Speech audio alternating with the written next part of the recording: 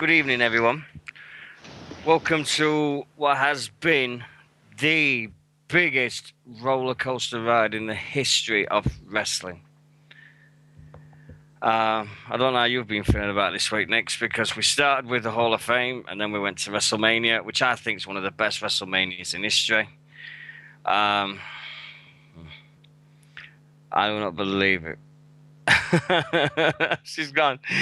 But I do not believe this. I've had enough of this completely. Fuck's sake. I do not believe that's just happened. But there we go. It won't be us without at least one blip from Nixy. But Yeah. what do you reckon to this week with the Hall of Fame Mania, Raw, Warrior, Jeff Jarrett's promotion? We've had a really big week. I think Jeff Jarrett's promotion announcement is totally overshadowed by everything else. I think almost everything else this week has been overshadowed by one thing. When the announcement happened on Monday, it wasn't. It was big news. It was. It was huge. And then Monday night came where when I woke everybody up on my street for a few reasons. But we'll go into that later. I've had people messaging me this week going, how'd you work the network? How'd you do it? It's not working. As if I'm a fucking electrician. If I know what's wrong with your bleeding equipment. Can't even get it in the UK. But it's buffering. It's not working. It's not working. Oh, God, here we go. So, first of all, want to say thank you to every person that joined us at the last 24-hour show. We promise you now. I said this to Robert Shade, and I said it now when I'm going on record now, saying we will never, ever, ever do another 24-hour. That is in the history books now. When you know that you've done one too far, that's the one that's done too far for me. Really, really up and down day. I got took ill about when the BritRest chat came on, Nix. I went to the toilet and didn't get off for 25 minutes. Thought everything was fine. I thought that was when G-Man come on. No, well, this was after G-Man. And who added me on Facebook this week, by the way?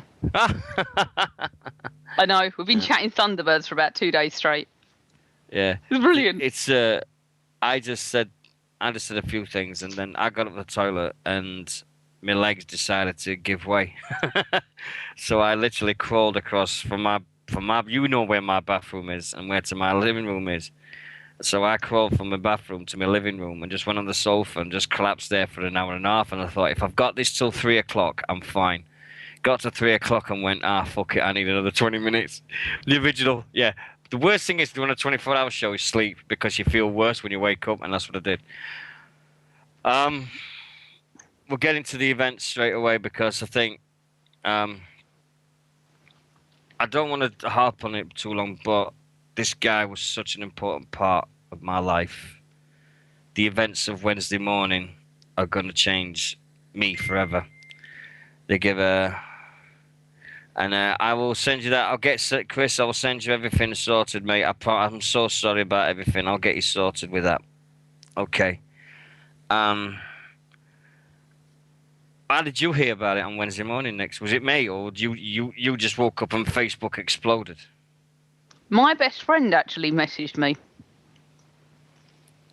My female best friend, who does not watch wrestling, messaged me and said, "Did you know the Ultimate Warrior's dead?"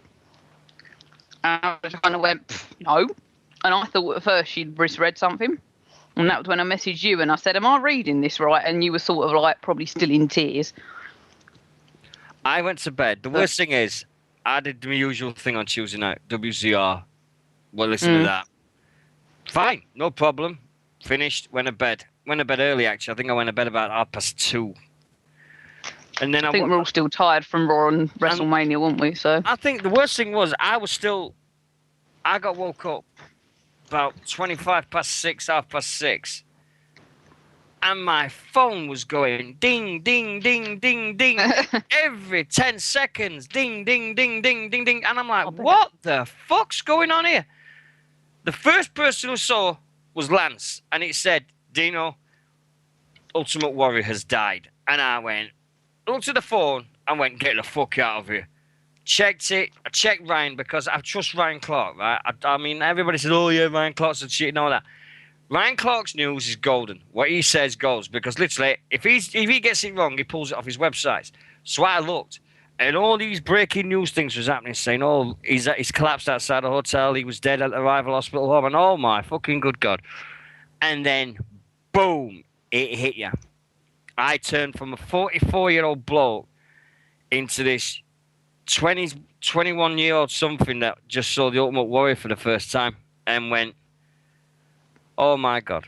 Bang, and then that's it. Floodgates opened. I cannot believe I didn't cry.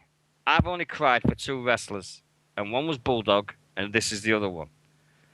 My wife got up and she says, "What's up with you?" And I went, "Oh," I says, "No, don't worry." I says, "You won't find it. You'll think I'm fucking stupid."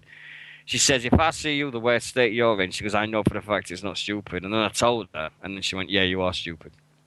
But I just, So, it was just so surreal. It was everything about it was. I mean, I'm glad that he went back. I'm glad he made peace with everybody he wanted to make peace with. But at the same time, it's like, did he know? Did he know before he went and did all these things this weekend? Did he get a clue? Did he know that his time was short? We'll never know. they reckon some people know. There's all, do you know, the internet wrestling community, oh, fuck me, it's every fucking time. It's either like, "Oh, this is going to happen. Oh, this is happening. Oh, yeah, yeah, somebody knows, yeah, yeah, yeah." Fuck it. The only people I think knew was Warrior and his wife. That's it. No one else. You could see how proud she was of him at the Hall of Fame. What a Hall of Fame, by the way. I'm sorry, but Lita taking up that much fucking time? Get the fuck away from me, cow. Typical fucking woman. Doesn't know when to shut her fucking mouth. Eh? We've got to get into that one as well. Did you see that woman once, that report, that TV show, Nancy Grace, about the Warrior? I have heard an Oh, awful lot about it. me. I feel very, very bad for DDP. I have to be honest with that. I know he's kind of the innocent victim in it. He said on Facebook if he'd have known exactly what had happened, Yeah. never gone on the show. Is that right that apparently she mentioned Owen Hart as a steroids victim No. death? No, this is the thing that get it. And if I'm sorry to all the females, I apologize. She didn't mention him. The thing it was there was a section where they had all these lists of wrestlers that died young, but she was implying that they all died of an overdose or drug or steroids. They were steroid users. She never implied that they wasn't, but she implied that there was. And on the list was Joey Morella, ex-WWE ref that died in a car crash. Chris Candido died of a blood clot. Owen Hart, right, fell down off a roof. Fell from the rafters. Yeah, that's nothing to do with steroids. And there were these three names, and I'm like, oh, shit. And I've joined it. I signed the fucking petition. I know Darren signed the petition within minutes of me doing it.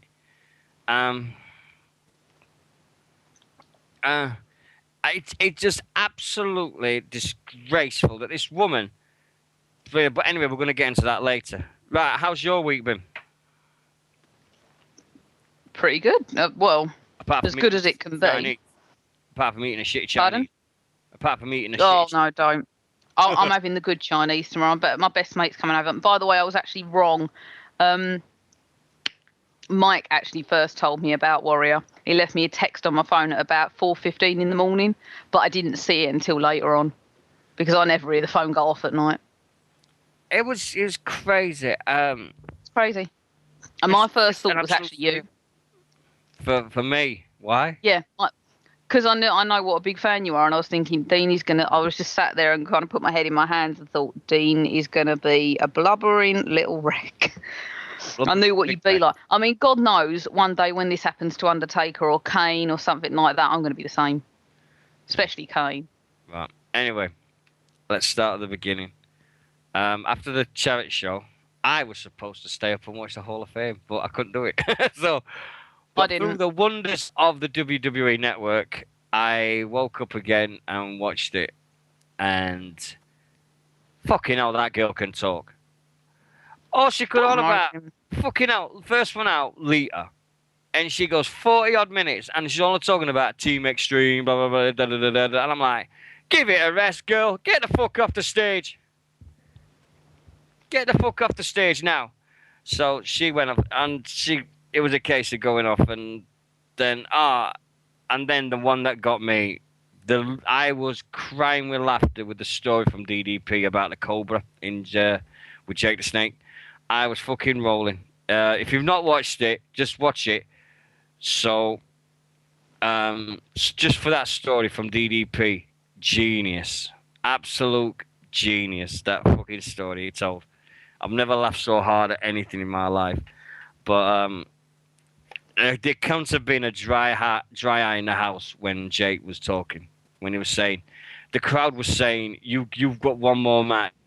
You still got it. And he goes, no, I don't. I don't still got it. And he was so real and he was so passionate about what he was saying. And you look how far that this guy's come. And 18 months ago, him and Scott, if you'd have said Jake Roberts and Scott Hall 18 months ago, you'd have said, yeah, whatever, fucking two drunk, two alcoholics, don't give a shit. Now look. And it's like, they got what they wanted. It was amazing to see how far they've come. And he looks, he looks better than he's ever done as Jake. Scott, I know Scott as well. Scott Hall as well. Oh. I was really surprised how good he looks. Considering some of the mugshot pictures we saw last year. Oh, definitely. The Hall of Fame as a whole, apart from Mr. T going about his mama, fucking hell. I love my mama. I love my mama. Do you know what it is? He said mama almost as many times as the fucking Waterboy says I love my mama in the fucking Waterboy. Between him and the Waterboy. You were going to say Brodus Clay says it, but you know. No. Brodus Clay doesn't say it. It's his song. I looked at it and Mr. T was like, Mr. T definitely loves his mama. Winter's Les just said it in our chat room. Mr. T definitely loves his mama. And can't fault that one, but you realise now the Hall of Fame, the person that's going in Hall of Fame 2015 in the celebrity wing, do you know what they're saying that's going to go in now? Scooby-Doo. Yeah, Scooby-Doo. Fuck's sake. What were Frank Ripple H? What were Frank Draggy? Wilma? Vince McMahon? Fucking hell. Scooby-Doo, that'd be a joke, wouldn't it, really? I've always said that this Hall of Fame is really another name of Vince McMahon's Kiss My Ass Club. Because why would Coco be wearing there before anybody else? Before Rude, before Demolition, Freebirds, Bulldogs, you don't know. Fuck's sake. Kane's speech for Bull Bearer was a beauty. If you've not seen that, Nix, you got to watch it. I haven't, but I was quite proud because I know both of them have appeared, haven't they? Taker and Kane both did something. Yeah. Taker come out. Yeah. Kane inducted him. And his son's come out. And one of his sons can do the, oh, yes! Yeah, and his other son is the most disrespectful motherfucker on the planet. Why? Why? He stood there. His shirt was so fucking big you could see his t-shirt underneath him. Right? He was chewing gum the whole fucking time on stage. How disrespectful is that? Nah, it's not right. I got to agree. You don't chew when you're putting your dad in a ceremony as that. And yes, you do look like your dad. And yes, you both have got the size factor. But stop chewing gum and at least get a shirt that fucking fit you. There's no excuse. There's no excuse. It was so disrespectful to his dad. I couldn't believe that this kid was doing it. It was fucking awful. But when he did the oh yes at the end, I did smile. And then Undertaker came out and did his little piece. But then we had Carlito with his thing, and he brought the house down, apparently. I haven't seen the Carlito speech, but apparently He just says, "Oh, they had to hurry up," and he says, "Oh, yeah, nothing changes here then." um, but it's always the same, innit? With Hall of Fames, you always get some great bits. You always get some not so great bits. Scott Hall's speech should have been a lot longer. But did you see Scott Hall's speech? Silence is golden. There she goes. Anyway, Scott Hall's speech was very simple about. I love the line when he says, "How are you doing today?" And you turn around and he went, "Better than you, Chico." It's just a shame that Sorry. It's just a shame 1, 2, 3 kid didn't induct him into the Hall of Fame. Oh God, the 1, 2, 3 kid. Hey, Hall of Fame. Where was the fake razor? Because there's 2 razors. Where the hell's him? That was the thing that did me. No. There's 2 razor Ramones, remember? Yeah, right. Yeah, but Scott Hall did look great, and it was a nice thing to have the Click come out and do the reunion of the Click all together. Because last time when you saw Sean in, you never have thought saw that last time. So, but what's your take on Hall of Fame? Did you like it, or haven't you seen it yet? I haven't really seen it yet. Oh. To be honest, it's not. To be honest, I generally tend not to watch the entire show. I'll be really, really honest with people. I generally don't watch the whole show, but I would like to see this year. There's quite a lot of faces I think I need to see inducted. So, well for you it'll be Lita. No, Paul Bearer. Paul Bearer. For me, Lita. it's Paul Bearer. All right, Paul Bearer, Razor Ramon. The Warrior came out. I must admit, the induction speak by Linda to Warrior was very, very tactful and very, very good. I enjoyed that very much. And the fact that he came out with his 2 daughters. He didn't come out with a diva. Oh, He came out with his 2 little daughters. And how old are they? Just out of interest.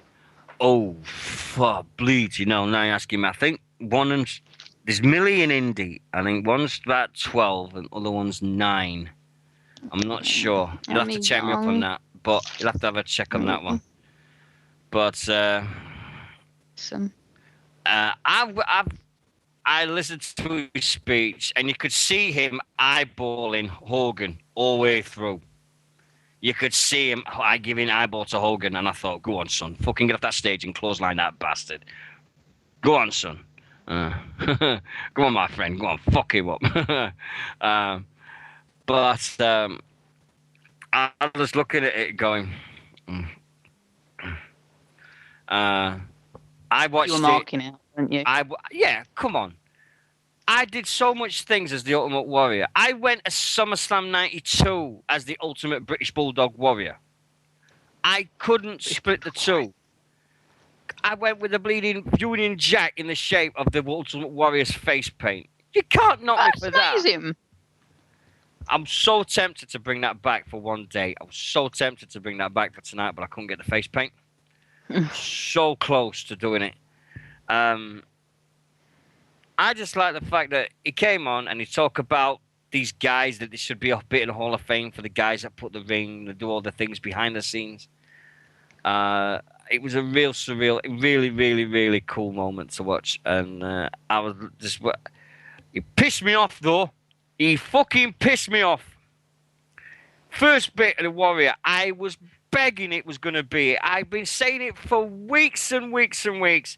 He has to start off by going, "Speak to me, Warriors." And he didn't. He went, "Ah." I went, "No, don't do the growl. Do the "Speak to me, Warriors." And he didn't. And I thought, oh, God. But he looked very respectful with his tuxedo on. He looked awesome as it went on. And I think my mate said, one of my schoolmates rang me and he said, "You watching the Hall of Fame, mate?" I says, "Yes, I am." He says, "What do you think?"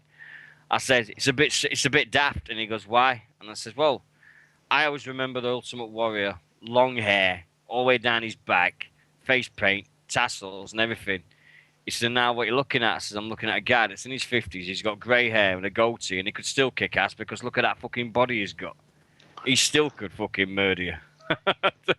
um, but it was a cracking thing to do to him. I'm glad he's in. I'm glad they made peace and all the things with the WWE and everything. Somebody tried to start a thing on saying, "Oh, the Ultimate Warrior was a shit because all weekend long for the Hall of Fame, WrestleMania, and everything, they got limos to pick him up and take him to the hotel. He had limos here, he had limos there. Too fucking right, he had a limo. This Why ain't just not? this ain't just fucking any two-bit fucking mid-card wrestler. This is the Ultimate Warrior, for fuck's sake. He put bums on seats. He sold out arenas. It was him and fucking Organ in bleeding late 80s and 90s. Shit, of course this fucking dick deserves a bleeding person, deserves a fucking limo. Twat.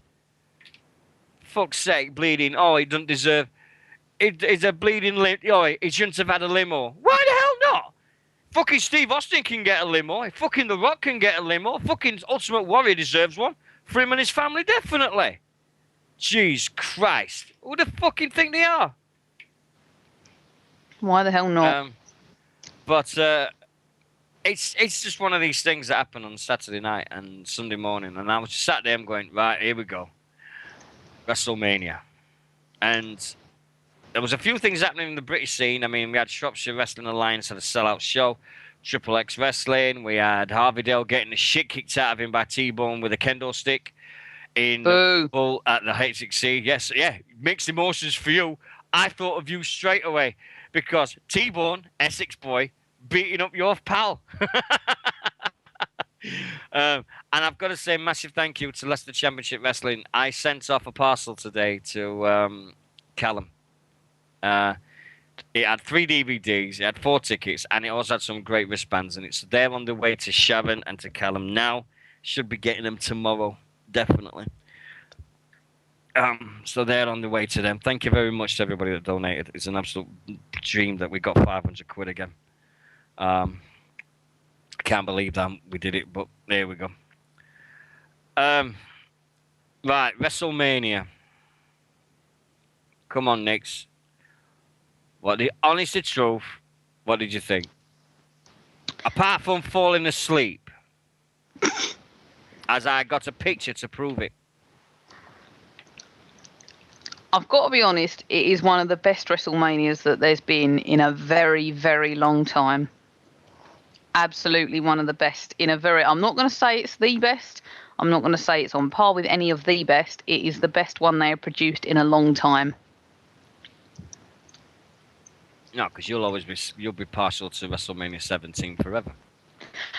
Yeah, but you will always have your favourites as well. You're always going to look at those and compare anything that happens now to those, as most people do. Yeah. But on the whole, comparing it to what we've seen since about 2003, I've got to give it to them. That could have been the best show they've ever done if I hadn't have seen anything before it. I'd put it in my top 3. Easy. Only because the Ultimate Warrior's on it, going in the Hall of Fame. Fucking damn right. There you go. Biased. Oh, really? Oh, well, no. Yeah. I'll tell you why it was my favourites. I'll tell you why. Because Undertaker lost. Tell me why then. Come on. Right. No. Do you know what? No, we're not going to start that. We're not going to start that yet because we're going to go through it. Right. Okay. All right. Because I've got a lot to say about that. Yeah, and I've got a lot to say about it as well. Right. Give this. Right, start WrestleMania. You had Hulk Hogan calling it the Silverdome. and saying WWF. Yep. They think his old age is catching up on him. Yeah. He says maybe. nerves got to him. I mean, fair enough. But he said Silverdome, WWF. I think that when he came out, and nobody expected it. He was just blabbering on, and then all of a sudden, you heard the glass shatter and bang, Austin, and you're going, this is now we're going to cover this. We're going to have a nice topical debate about this. Should the streak have never ended? Because you no doubtly all said no, right?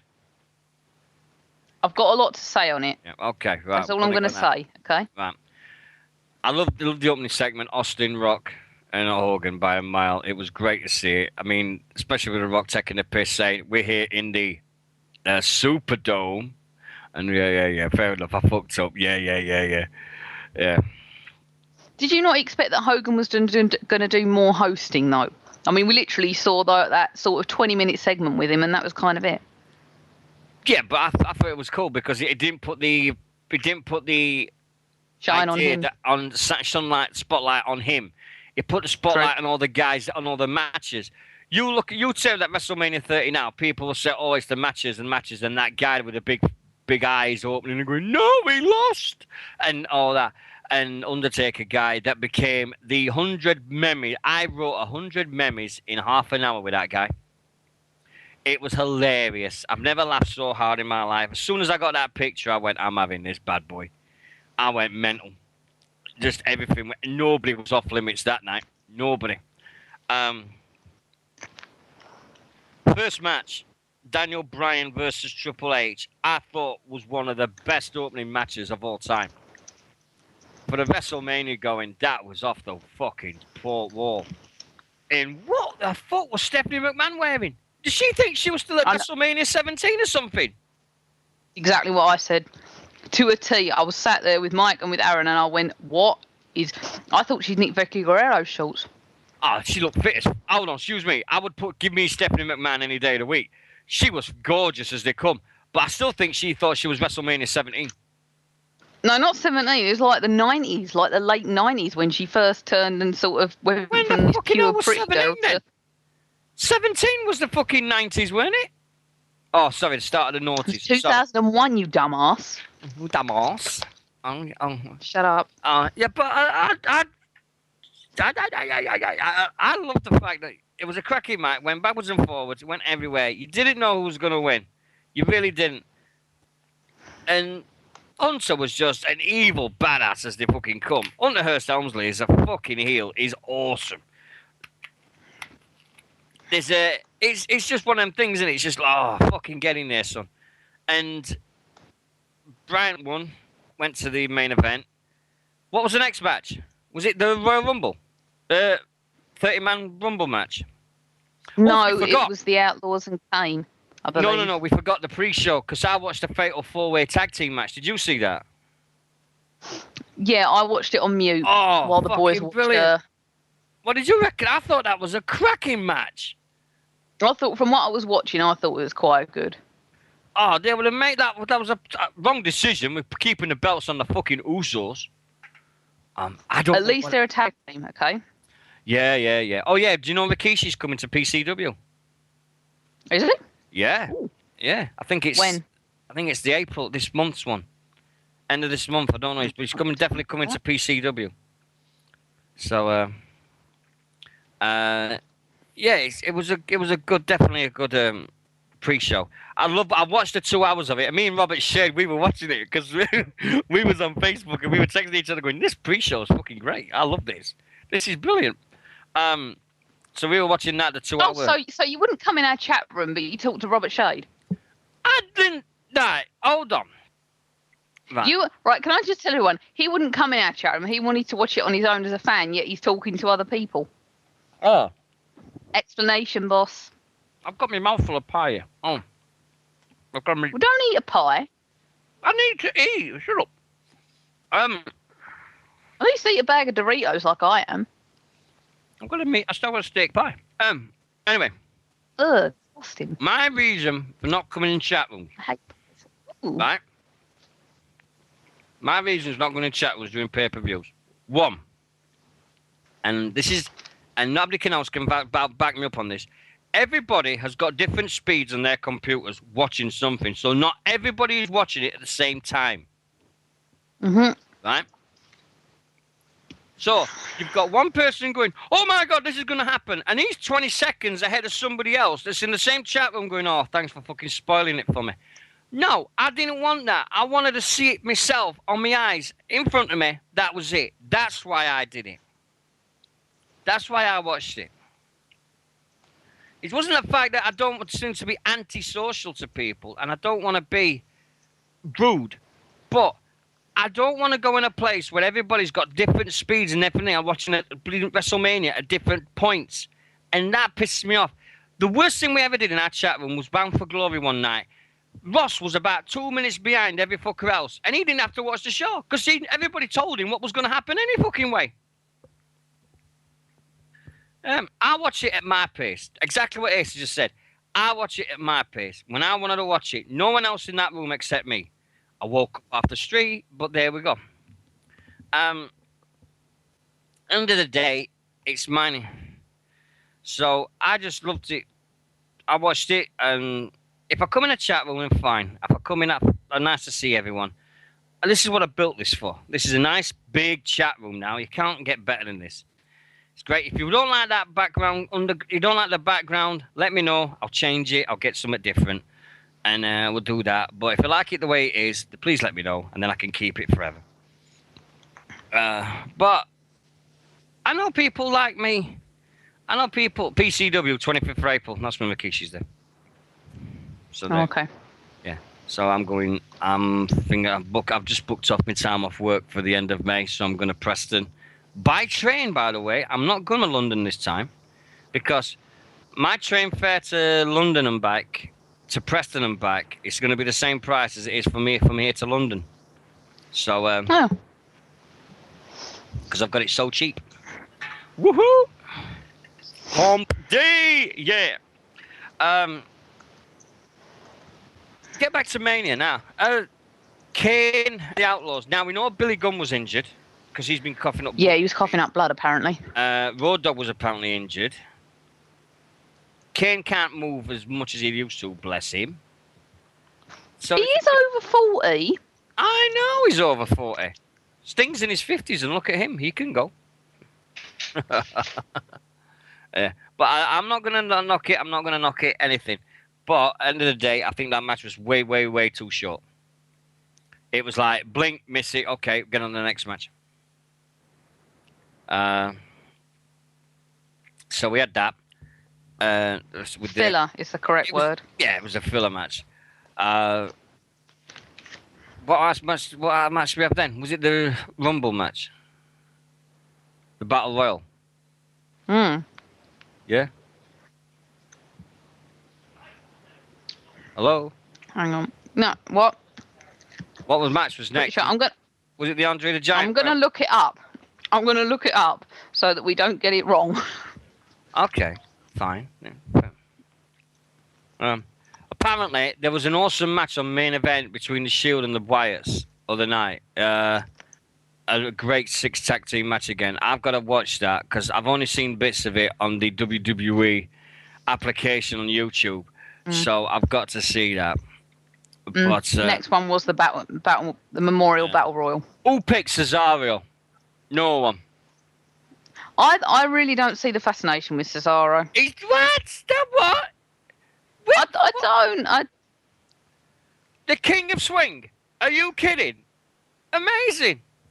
That guy is so good at the moment with his wrestling skills and everything. If that guy's not become a he doesn't become a champion in the next 12 months, there's something very fucking wrong with WWE. I just can't see it. I really can't. I mean, everyone else that's been a world champion kind of has a pop about them, but he reminds me of someone's dad, and that's all I can see in him. Because he looks like a member of my stepmom's side of the family, and I can't get over that. And he just reminds me, I can't see past him. I can't see what it is. I love his swing, don't get me wrong, but I don't know. Something's just not clicking for me. It's probably like Alexander Rusev, but we all know he's going to go down like a lead balloon, so. People saying, oh, yeah, well, this is happening. And Cesaro is hot at the moment. He's there with the crowd. He's over. Let him go with it. If he goes He's over. Right? He's over. Let him go with it. If he's that over, they need more people to be over, right? And we'll talk about Raw in a bit because I think Raw was amazing. But it's one of these things where WWE have not made Cesaro. The crowd's made Cesaro. That match on NXT that he's done with Sami Zayn and all these other guys have been off the wall. That put NXT on the map. It just seems to me that this. I mean, Cesaro's got it. He's smiling, and all of a sudden, he's more over ever than after now because of what happened on Raw. But he had his WrestleMania moment, picking up the Big Show and throwing him out of the ring. Yeah, that was pretty cool. Yeah. Why did I pick Zack Ryder? I do not know. I had this awful feeling that Zack Ryder was going to do something in the Royal Rumble, in that over the top battle royal. And then as soon as I went out, I went, nope, there we go. Fuck that. Fuck it. At least he was on a WrestleMania card. Yeah, a good point. It was in. But I think the battle royal was great. That trophy, you knew that trophy was never going to last a week. No. Obviously. No, you knew it. At least he's got the model of Andre the Giant. That's all you want, really, isn't it? Screw the other bit. You just have the Andre the Giant. With one leg missing. Well, yes. Yeah. What was next after the battle royal? Cena versus Wyatt. Right, now, got a clash on this because I think this has been one of the best storytelling wrestling matches I have seen in years. The way you saw it and the way it was acted out was phenomenal. Now, I know you're going to go mental because it's Cena and all that, but you will watch that. I'm not going to go mental. Go on, let me hear your bit now. Because I'm not going to go mental. Go on. But I'll be honest, it wasn't just me. Me, Aaron, and Mike were all bored. What? We were all sitting there sort of twiddling our thumbs. And I forget what we started doing because we were trying to amuse ourselves. I kept falling asleep. Because I was quite tired by this. Shaker match. Yeah, but we'll discuss that in a minute because that's the next match. But I did get bored. It wasn't just me. We all got bored. But maybe I need to go back and review it. This is the thing. I do watch the entire WrestleMania card, but if I've worked, and I'm just not. I don't do late nights very well. I try as hard as I can. The lights but are I'm not nocturnal. Yeah. Yeah, kind of. Yeah, no, I got you. Until the Taker match, and then just suddenly I got my second wipe. I hit a wall, and then I need some kind of shock to wake me up. I think that's what it is. I think found that out. Right. If anybody wants to see a good report on this WrestleMania and this match, go and see Robert Shade's write-up of the last week in wrestling. Phenomenal write-up. I watched it today, and I'm so proud of the guy. I'm proud to even know the guy after what he's written. It was fucking amazing. Oh, yeah. On the subject of Cena, has anybody seen the TV show The Call Center? No. Best comedy, best TV show ever. It's about a call center in Swansea. And this boss who's absolutely mental off the fucking wall. This is off the page, but you'll see what I mean in a minute. Next week's episode has got this guy who goes in for the job, and he goes in everything, and you'll never guess what he's wearing to go for this job. And I am not bullshit. He's got the same John Cena shirt on that I had on in that picture. If anyone could hear that slap, I just face palmed. He went to a job interview wearing a John Cena t-shirt. You will not believe it. I swear. Watch The Call Center Tuesday night. You will see this guy wear a John Cena shirt to work in a call center. I cannot believe it. Oh, dear. Right, we'll get back to Cena Wyatt. But first we do that, there's one thing I have to do. You ready? What? He's got the whole world in his hands. He has the whole wide world. What about that group? How fucked up? They were fucking amazing. That entrance was was top bollocks. It was, that group were fuck. I saw them in one. Oh, they were brilliant. They so acted Randy Orton, Rev Theory. Oh, I loved it, and everything about them. That entrance was fucking spot on. I was like watching it going, oh, fuck, they get it superb. And the next day, and if Russell backed me up on this, I was talking in Wyatt speak for the whole of Monday. I got bollocked at work for it. I got bollocked everywhere. I was speaking in Bray Wyatt speak the whole day. And I'm not joking. It was marvelous. the Cena match, the storytelling, you saw the battle it was having himself because Wyatt was saying that he's a monster. He's a monster. And Cena was trying to not be that monster and everything, all like that. And when he put him down, when he put Wyatt on the fight floor and he was going to do the 5-knuckle shuffle and he turned round and he did a spider move and he was up there in a spider move, I went, fucking get in! Your arms went, and all that chills went up on your arms. Oh. If Bray Wyatt is so over now, that's got to be Bray Wyatt now and the Wyatt family have got to be one of the mainstays now for the next 2-3 years easily.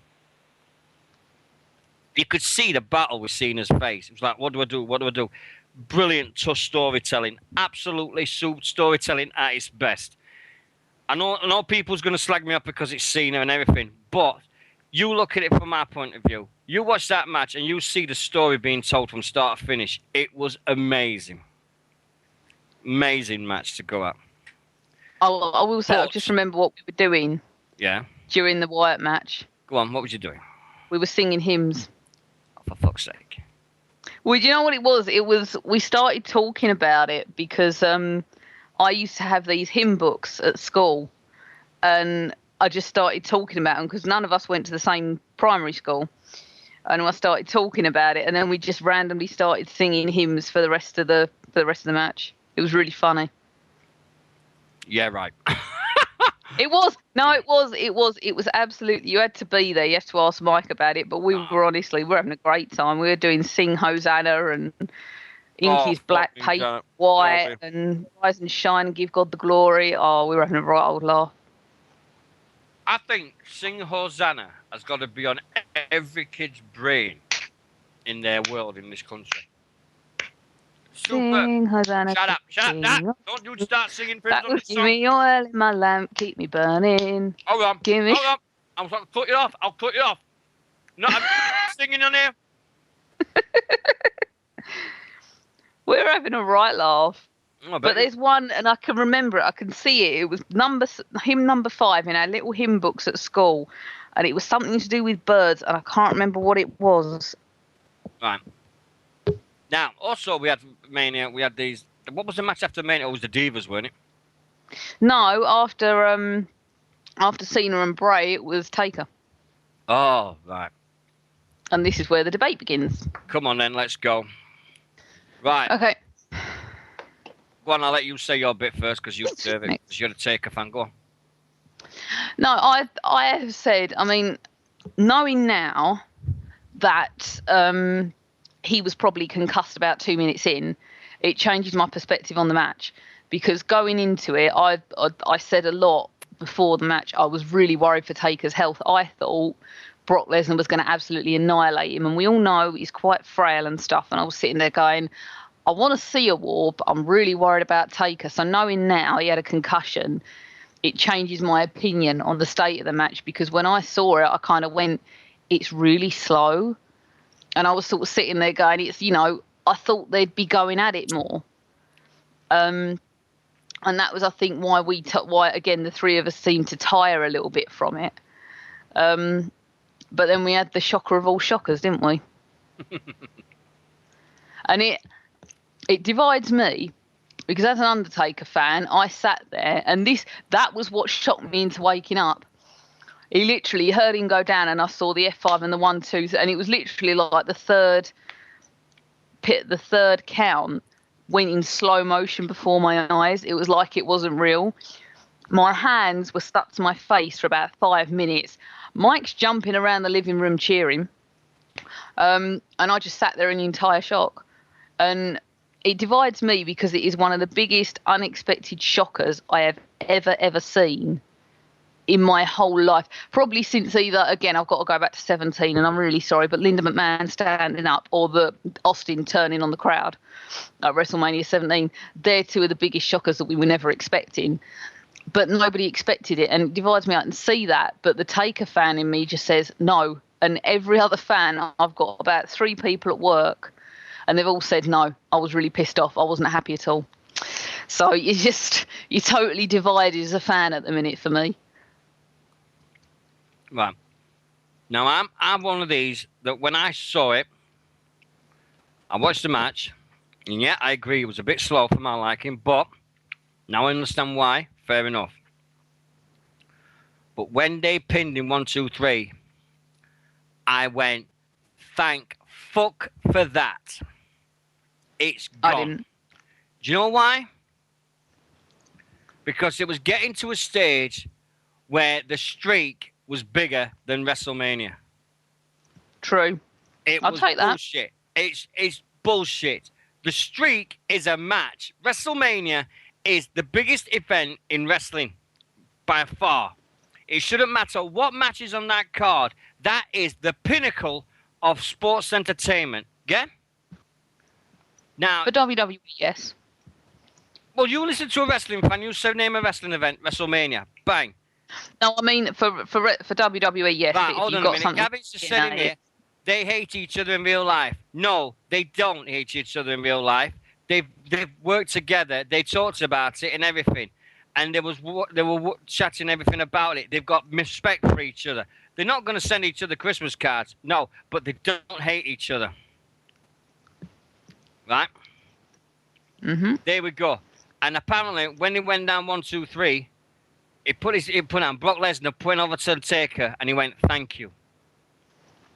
And he put him over, and he just said, thank you for what you've just done. 6 people knew that finish was happening.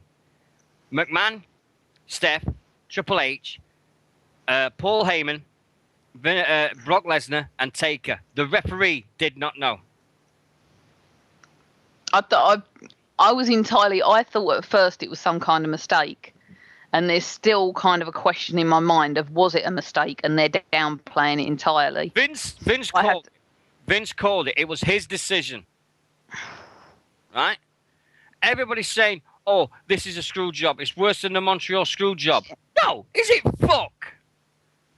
Is it fuck worse than I don't think it's a screw job. I would disagree with that. Yeah. It's weird some people talking. It's like, oh, it was a terrible, oh, yeah, oh, they've got it. He didn't happen. He didn't mean to count. Well, listen, if the referee wanted to bleed him, didn't count, he wouldn't have counted. Simple as that. If Taker called an audible, he called an audible in the ring. Fair enough. You go with what Taker said. Yeah, we've heard a couple of reports on that. All these fucking rumours, again. Yeah, almost as bad as a certain person saying, CM Punk's coming. CM Punk's going to be at Mania. I've seen a picture of him at an airport. I've seen a picture of him here. CM Punk's at the airport. He's going to be at WrestleMania. He's going to be at Chicago in Raw. He's going to be here and here and here. Where the fucking hell was CM Punk, bitch?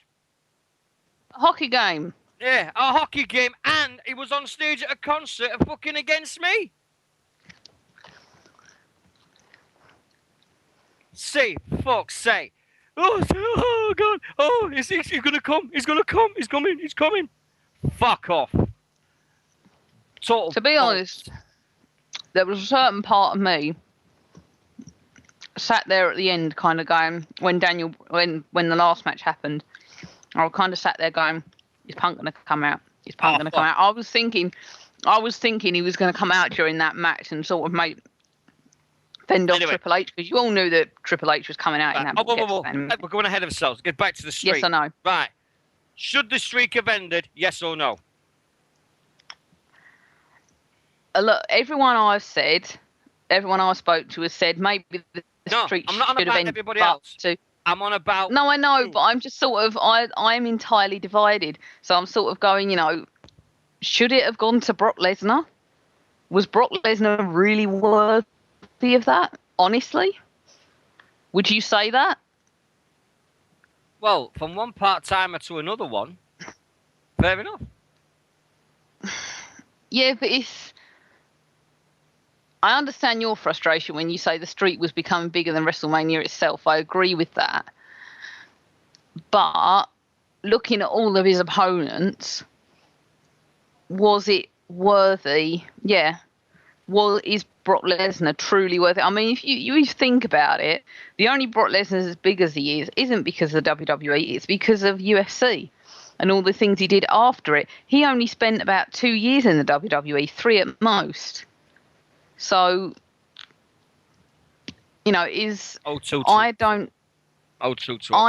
don't believe he's truly worthy of having that title. Right, Killswitch said it. Undertaker chose Lesnar. Yeah? Maybe, maybe not. If Vince made the call, then Undertaker didn't choose Lesnar, did he? No, I think I'm glad it's gone. I'm glad it's gone now because if Undertaker's retired, then I don't want him to retire because I don't want that to be his last match. If his last match, I want it to be something like the Shawn Michaels or the Triple H's. I want that to be his last match. I want that one to say that one. No, fuck off, Kane. Kane. Look at the Kane last. should be I'm Kane. not I'm sorry, Kane. Kane should be his last match, and he knows that too. Right. If he retires now, if he doesn't wrestle again now, that not a case of picking Kane or anything like that. If Undertaker does not wrestle now again, what will be the match that makes him that you look back at his whole career and say, if there's one match that says the Undertaker, that's it, what would it be?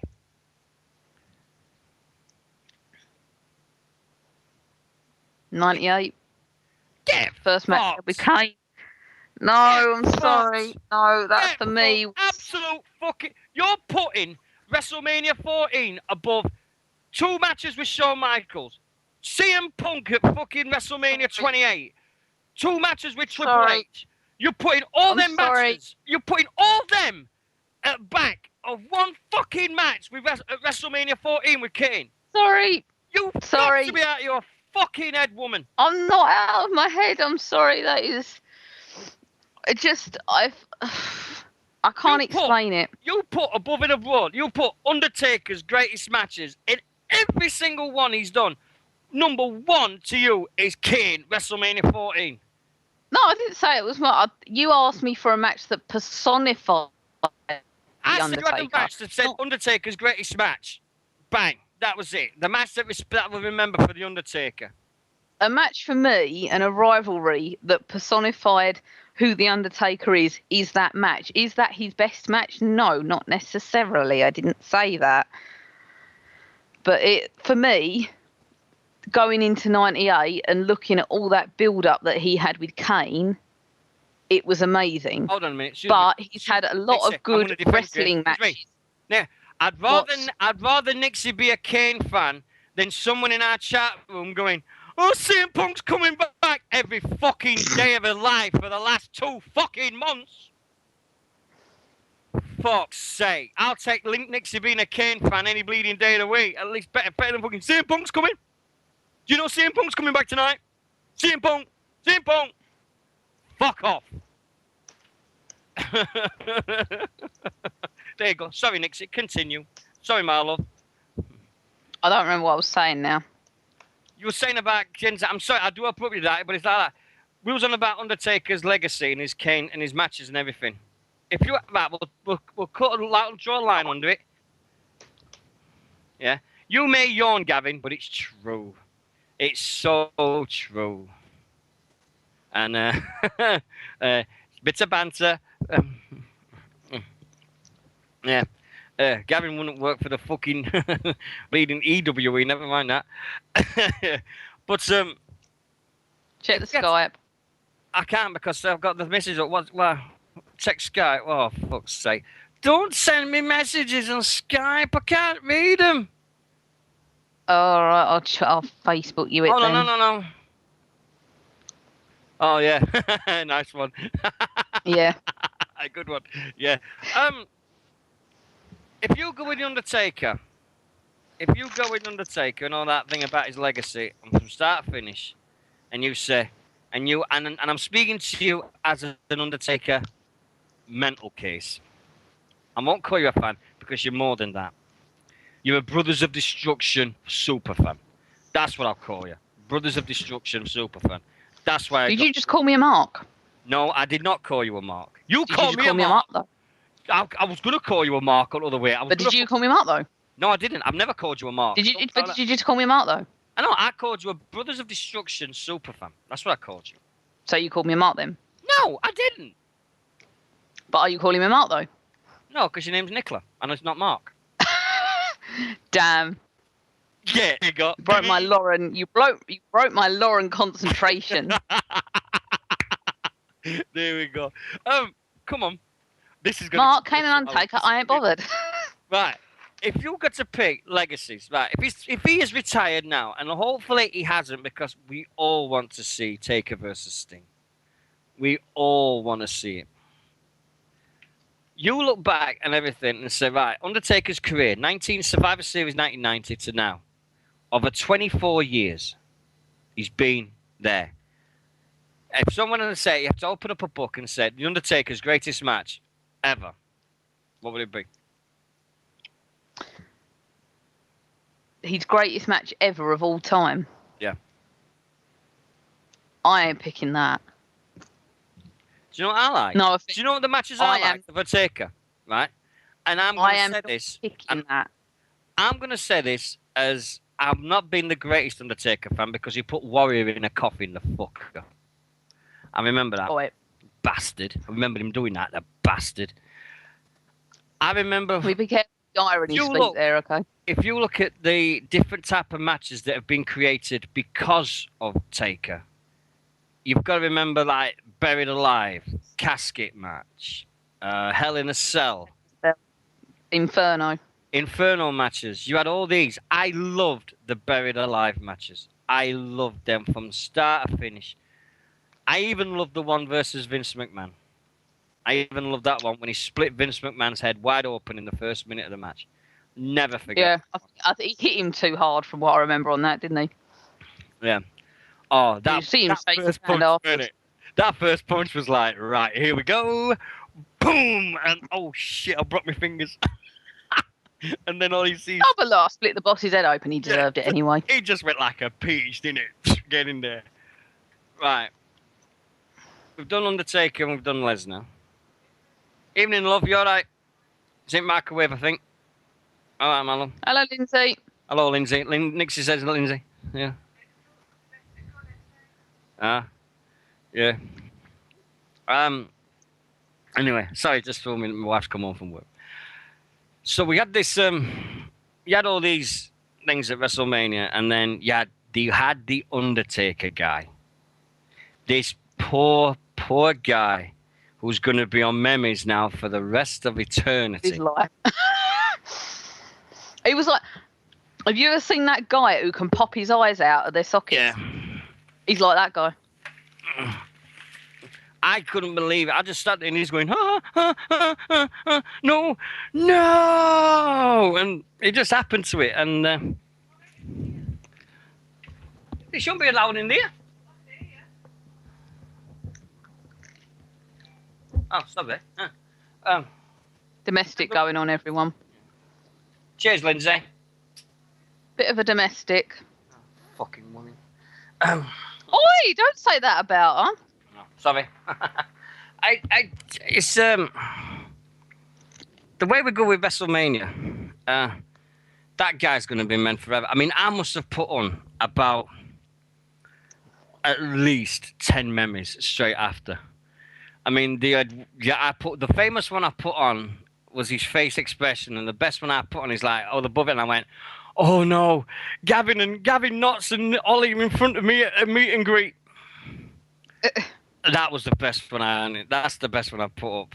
And then I put one up, and I was in the mood and I was finding all these pictures, and I got the one with CM Punk and Vince McMahon. And I went, you told Gavin Knotts I was going to come at WrestleMania 30? Apologize.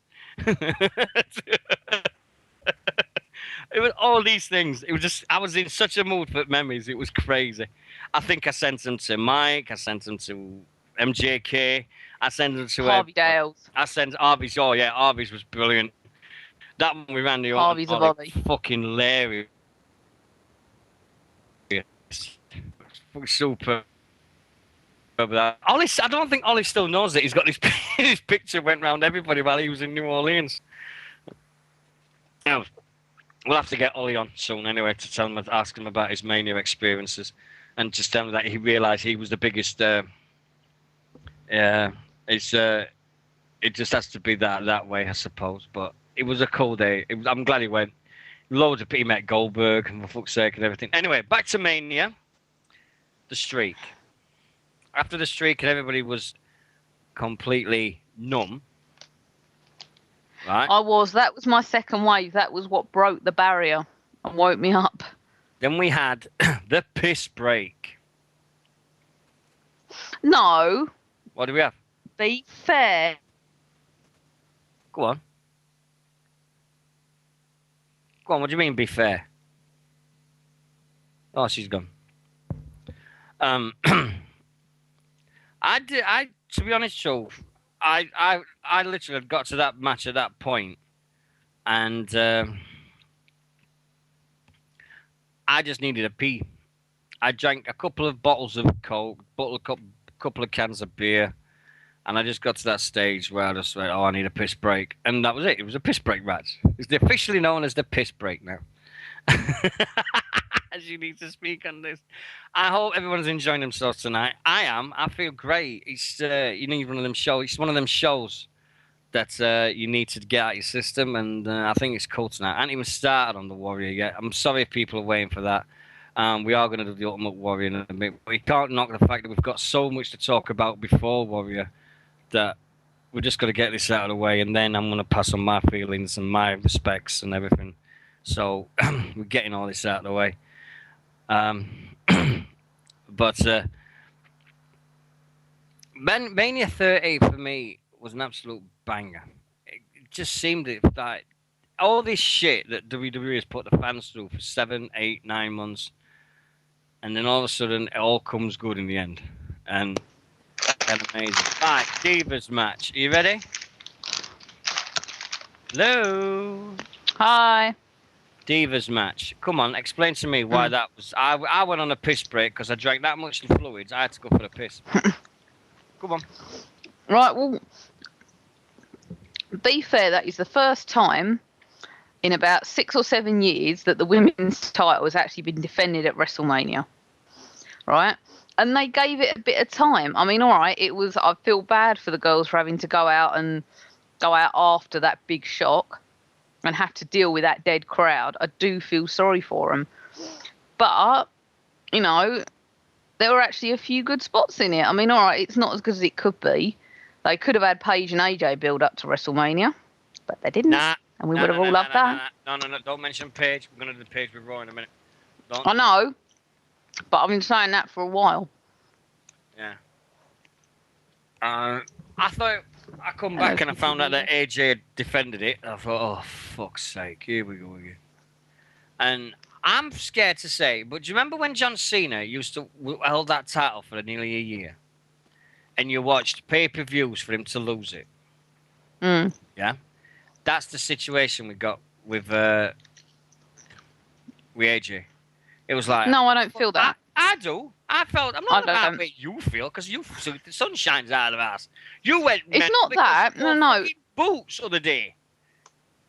It's not that, right? You got to understand that this is the first... Fuck off. Right? How many? I'm sorry, but I've just seen chat room back from your piss, Nixy. I haven't been on one. I'm attached to a headset. Oh my god. Oh, fuck's sake. Oh, we're back tonight. This is one of them shows where we're back in it. Yeah. Oh, jeez, God. Yeah. I don't, you know, she's, I think, that's really put me off now. Stop it. How old are we? Oh, come on. Don't even go there how old we are. Just don't even start on that one. Right. Come on, get back to it. Come on. Professionals. We're supposed to be professionals, okay. Everybody tells us. I've been waiting for a lot of years to see an actual wrestler hold on to the title and to bring some prestige back to it. So, ha, Lance, that's such a bad joke. So, it's not that I didn't want her to drop it. I've been saying for a long time, I wanted her to hold on to it for an entire year. But it's not that. I just didn't think there was anyone actually worthy of holding the belt. Right. Emma's not ready. Unfortunately, Natalia If could be I over the crowd, see, but if isn't. I swear, if I see Emma with that stupid fucking dance and that stupid fucking music with the belt round her fucking waist, I swear my foot's going through the television. I I don't mind Emma. swear. I don't. Emma gets my instant respect because she's an actual wrestler. No, no, no, no. No. She gets my It's instant respect for that, but fuck. she's got a lot of crowd work to do. She's got a lot of that fucking gimmick. What the fuck with It's that? stupid. Do you know what's worse? It's worse than Candice Michelle going, raise your hands up. Let that music of hers, let me think this show, Mabel. For fuck's sake. It drives me up the fucking wall. Why is it with the Divas music, there's always one every so often, every few years, that drives you up the fucking wall? Candice Michelle was it, and now we've got this fucking Emma. Dear God. MJK in the chat room. I'm not even saying that. Oh dear. But you've got to give kudos to NXT for this, because you look at the people that's coming through, and you can't knock it for that. NXT have been amazing for WWE. They got knocked for it at the start, but look at the talent they're bringing through now. But AJ, yeah, she won the belt. Give her the credit. Yeah. She had the belt and everything for another 24 hours. And then the main event with a serious 6 spot for Orton on them monitors. Fucking hell! Are you there? Yes. Oh. What did you reckon at main event? Everything I thought that was going to happen happened. Everything. Yeah. Down to a T. I knew Daniel Bryan was going to go, and we all knew the injury was fake. I knew that Triple H had come out and tried to ruin it. I knew. Well, a lot of it was pretty obvious. You know, I mean, I said last week it was either going to be a case of it was going to be a Triple H club match, or it was going to be the crowd finally get what they want match, and the crowd finally got what they wanted. Yeah. 80,000 people chanting yes. It was going to be one way or the other. Yeah. And I love the fact. The one thing they did me before that, I just remembered, they had a backstage segment, and they had Mean Gene, and you had Hogan, and you had Paul Orndorff, Mr. Wonderful, and Piper, and Mr. T. So you had the main event from WrestleMania 1, and I thought it was the funniest thing I've seen in ages. Just seeing that Paul Orndorff with his big mo, that was fucking some serious growing bitch. But respect to him for that. That was a real cool one. That was a real cool thing to see. But end of the day, WrestleMania 30 will go down in the history books as one of the top 5. I'll say 5 or 6 WrestleManias there's been. So that WrestleMania for me was amazing. I wouldn't call it amazing. It was certainly the best WrestleMania there's been in a long, long time. But I wouldn't necessarily call it amazing. I just think when people. But I'm a harsh marker. Yeah. You don't go into things as fans no more. You just go out there to destroy things. No, I don't. That's not true. Yeah, it is. I am negative though. Apparently, am I not? Yes. You look at this. See, I'm negative. Everyone apparently. I put that down to the ages. I put that down to the ages. In your 20s, you always think of things on the negative side anyway, because you think, oh, everybody, the world's against you and everything's like that, and you always go down. You're like, oh, fucking hellfire. Whoa, why is this happening to me? All this, and you always look on this bad side of things. And I did that, and now you come through it, and you come out a better person. So, but anyway. We have, then, after WrestleMania, we had Raw. Now, personally, I didn't think Raw was as good as other years after WrestleMania's Raw. But it was still phenomenal. Got a major disagree there then. Why? I think that's the best Raw that's followed Mania in years. Get fucked. Last year's was a mere bust. Fuck off. Last year was only good because of the crowd. Yeah. And that was it. It wasn't about the show. On this one, the crowd weren't as good because they were just trying to compete with last year's. They were just trying to outdo them, which, quite frankly, they didn't do. But in terms of the show last year, there wasn't a show. It was just the crowd. I mean, like you said, the crowd have made Cesaro. The crowd made Fandango last year. Yeah. Otherwise, no one would have bought into any. Probably on the release list just yet. I'm going to apologise for what I just said because I don't know why I said that. And I look back at it now, and you look at all the new talent that was on Raw. Shield, Wyatt's, Cesaro, Paige. Yeah. The oldest person you saw on Raw was the Warrior, right? Yep. And you had the return of Mr. No, Jerry Lawler. Oh, well, you had the return of Mr. Bleeding, Mr. I'm going to smoke weed for 6 months a year and get clean, Rob Van Dam. And everybody expected Sting, but it didn't happen. Well, Rob Van Dam came back in his usual way.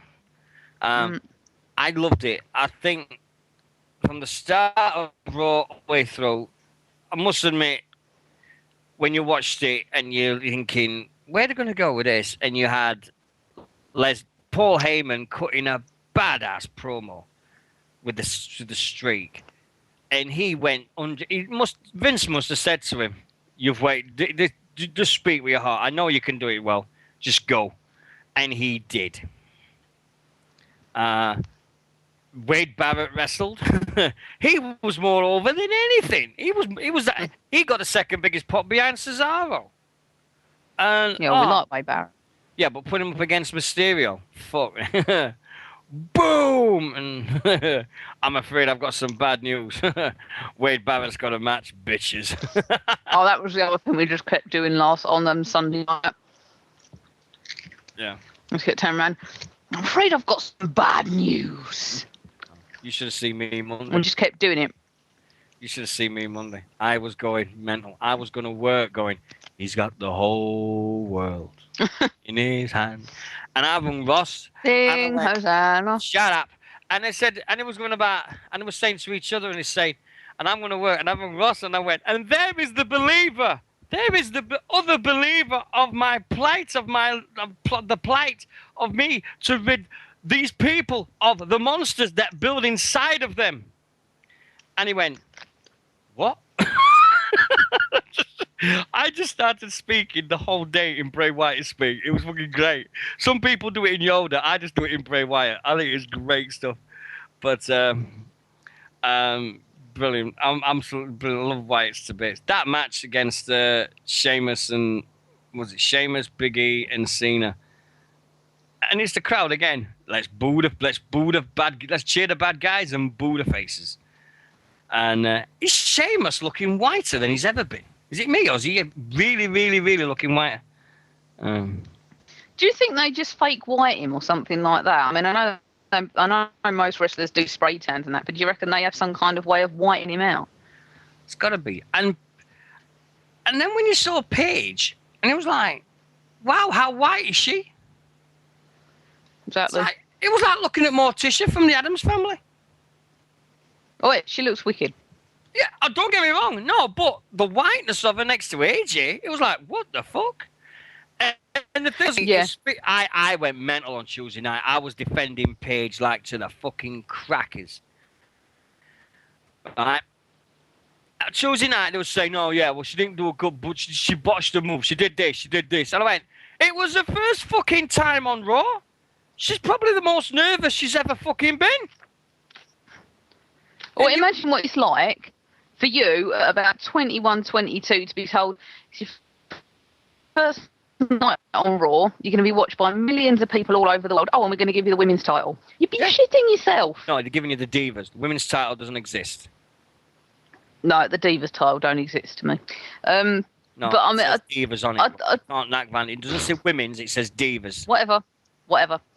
Yeah. You know, you'd be you'd be so nervous. You know, you'd be excited, but I mean, you've just got all this pressure on you. Oh, sorry, and you're going to be taking it for the most over diva we've had ever in years. Sorry, not ever, in years. I mean, So not only are you nervous, you're also nervous about what kind of reaction you're going to get when you're taking it. well, I think she got the best reaction because half the crowd was Brits. They were. Cut the Brits I know were there. It was just phenomenal to see her do it, and fair play to her. And now we get the feud that Nixie's wanted to see, I've wanted to see For a long time. and we've all wanted to see for a long, long time. Please, Vince, Triple H, and everybody concerned with the WWE, please give us at least 2 months of AJ versus Paige. You did it with Caitlyn. Did it with Caitlyn, and that was great. But please, please, please, let's have this all the way up to SummerSlam. Please, this is going to be amazing. I just looked at it and thought, now we've got AJ and Paige. Let's see how they can go with this and really, really, really do it. I hope they really go with this. AJ and Paige is going to be a phenomenal feud. And just to see Paige try and get AJ trying to get a title back and all that, it's written itself. And now Paige is the only person that's got the NXT belt and the Divas. So well done, Paige, love. And she's the youngest Divas champion ever. Yep, and she's also from Norwich, and she's also like East Anglia, which is my neck of the woods. And I know for the fact that there was a special on ITV.com about her, which is on their page. So if you can watch it, it's great because it shows you her dad and her brothers and all the things. And all the family are so proud of her. And you can see her brother going, yeah, look at her there. Look at that. Look nervous as anything. Look at her. And they can do it because they're my brothers. But you get to see Paige, you get to see her when she's about 12 because I did this feature on them from about 10 years ago or something. And you can see Paige as a 12-year-old. And it looks really, really funny to see her. But, hey, she's been coming it for years. We know the fact that she's been homesick. She's been on the phone to her mum and dad for hours on end on Skype. She's been bawling her eyes out over the last couple of years because she wanted to come home so many times. But Paige, Brittany Knight, the star of the future, thank you for making all us Brits go fucking apeshit in WWE for one night. And she's not the first British Divas champion. No, I didn't say that. No, she's the first British female wrestler to be a champion. Well, what the fuck's Layla? An LA Heat dancer. Get fuck. She is an LA Heat dancer. She was recruited as a dancer. Paige was recruited from our circuit as a wrestler. That means something to me. Right. That means more to me than Layla's a fake wrestler. She's not a wrestler. She's as much a wrestler as Alicia Fox is, or even Marie. Doesn't matter. She still was a Divas champion. She was still a Divas champion, but she was not she's not the first female British wrestler. Paige is. Also on Monday, we had 2 releases. We had 2 people have come to the end of their contracts. Ezekiel Jackson, well, not done anything forever, but Vicky Guerrero was a bit of a thing, but now I found out why. I can understand She's leaving to do something else. She's leaving to go to college. She wants to go back to college and finish all the things off and do everything and take a step back and help her daughter and help the family and go back to that. And you can't do that. You can't knock that. So there we go. No. So anyway, did anybody see Impact last week with fucking the beautiful people's outfits? I didn't. Oh, fuck's sake. Fucking pretzels. Gavin, come on, Nixie, support the Brits. Hold on a minute. Gavin not supporting the Brits? He's all about the imports. Hold on. How can Gavin supporting the Brits. That's the point. How can Gavin not support the Brits? He's all about the imports. He doesn't go to British shows. He goes to imports. Get in there. I am supporting the Brits. That's the point. That's the point I'm making. That's the point I'm making. I am supporting the Brits. Layla was living in America and was an LA Heat dancer. Paige was over here, wrestling over here. Is from, over here. And she was recruited from, over here. Layla was recruited in America. Oh, wow. That's why I don't identify her as that. Chill the fuck out, woman. Yeah. That's the point. I am defending the British scene. I am being part of the British Now, scene right now. Raw, we had Cesaro become a Paul Heyman guy. We had the Shield. Looks like they're going to be taking on Evolution at Extreme Rules. Which looks that's going to be a good one. I've got to check out this Shield versus. Um, but I Still, think they say they missed a trick at WrestleMania with that. yeah. Well, let's see how they go. See how we go. Anyway, now comes the bit that's going to be hard for me by a mile. Nixie wanted me to write this down, so and I haven't. Tuesday, Monday night, we got to see Warrior. That's his name. He legally changed it. It's not Jim Hellwig. It's not James Hellwig. His name is Warrior. And this is what some people fucking get. I've seen all these people saying Jim Hellwig, rest in peace, blah, blah, this and everything. His name's Warrior. He changed it to Warrior. We respect his wishes. I've never called him anything else since that time. So it shows you how much of a fan I am. To wake up to the news that he'd gone, he collapsed in a hotel car park with his wife, just seemed so surreal to me. I just looked at it and I went, I've just watched him on Raw. I think everybody's reaction was the same, Nix. We just seen him on Raw. He was fine. And I just couldn't get my head around it to start. And I'm one of these that's always gone for the flamboyant ones. His music, the way he looked, the hair, the tassels, the face paint, it was completely different. So we got this thing on Wednesday morning, and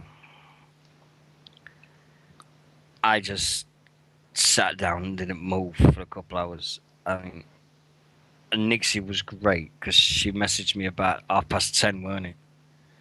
You messaged Something like that. and you just said, "How are you?"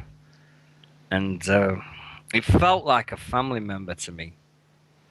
It felt like somebody I'd known for the best part of 20 odd years. And I've subscribed to his YouTube channel. I always looked at his website. I even watched today the Warrior show, the one when he does with them two metal bands from Britain, IC Stars and Asking Alexandra. If you've not seen him, a fucking genius. Half an hour of getting trained by the Warrior, and he destroys him. I couldn't believe it because I was sat there going, no way. And then I saw it on Facebook, and we've seen people pass away on Facebook, and we've seen the reaction they have, but I have never seen a reaction like I saw Wednesday. Every single person. You had Mark Smith, who's friends with Sharman, and you had Steve Fludder and everybody, all these guys that met the Warrior. And I sat back and thought, I'm never going to do that now.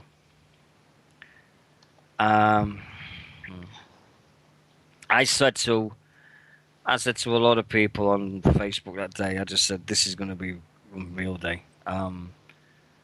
A lot of people showing out a lot of class and a lot of respect for the guy from start to finish. I did that little bit of a paragraph thing on the Facebook page because I just said from the heart. It was just the way I felt.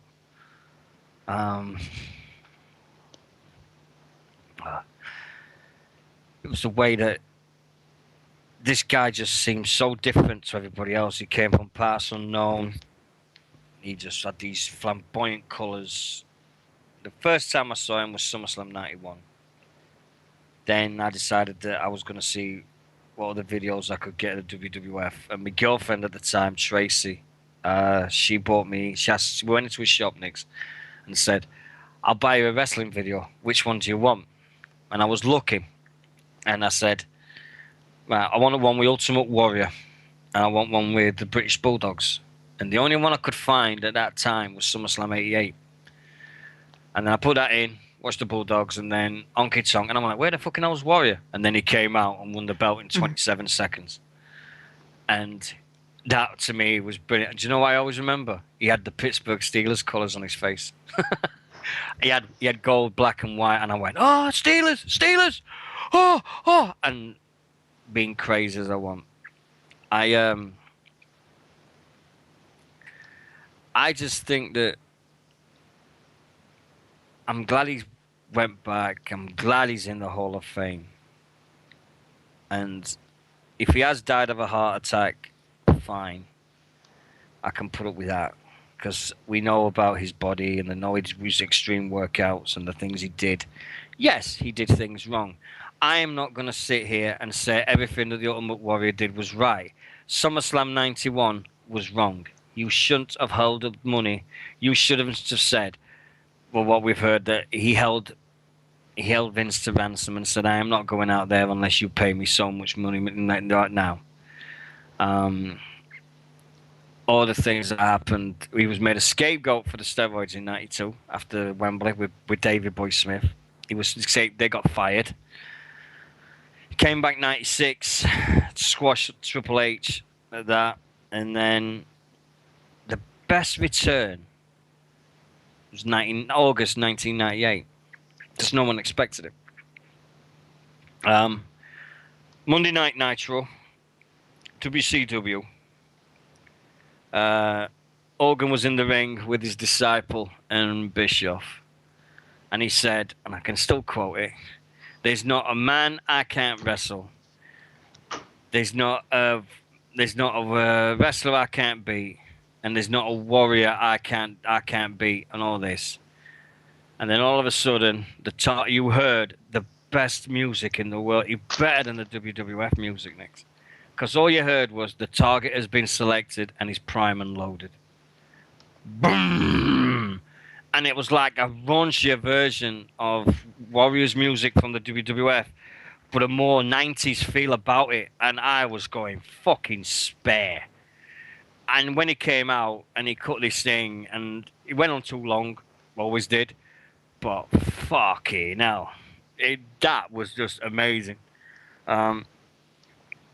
And then this Monday coming up, we've got the Ultimate Warrior tribute show. And it's a nice way to remember him. Don't think of me when you're watching it, please.